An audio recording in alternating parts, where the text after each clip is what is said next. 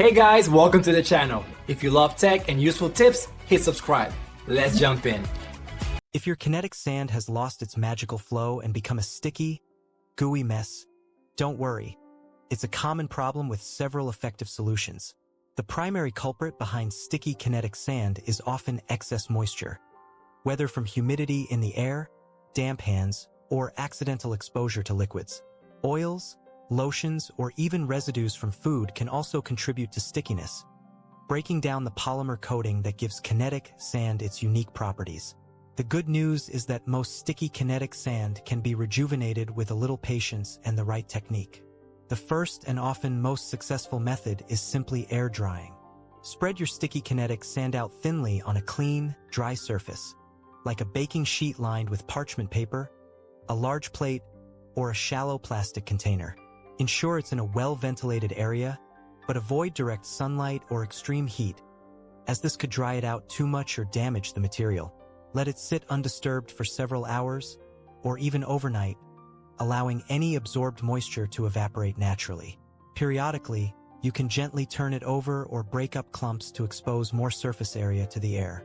This process might take anywhere from 4 to 24 hours, depending on how wet the sand is and the ambient humidity.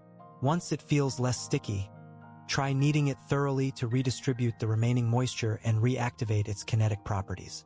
If air drying alone isn't quite enough, or if you suspect oils or other contaminants are contributing to the stickiness, you can try adding a small amount of an absorbent powder.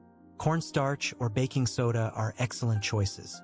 Start by taking a small portion of your sticky sand and adding just a tiny pinch, about a quarter teaspoon, of cornstarch or baking soda. Knead it thoroughly into the sand, ensuring the powder is evenly distributed. You'll likely notice the sand becoming less sticky almost immediately as the powder absorbs excess moisture and adds a bit of friction, helping the individual sand grains move past each other more freely.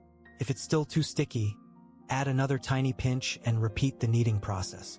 It's crucial to add these powders very gradually, as too much can make the sand crumbly and dry. You're aiming for that perfect balance where it holds its shape but flows smoothly. Another less common but sometimes effective method, if you have some extra regular play sand on hand, is to mix a tiny amount into the sticky kinetic sand.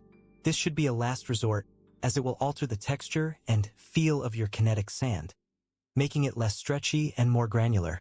Use a very small ratio, perhaps 1 part regular sand to 10 parts kinetic sand, and mix thoroughly. To prevent future stickiness, always store your kinetic sand in an airtight container when not in use, keeping it away from humid environments, direct sunlight, and heat sources.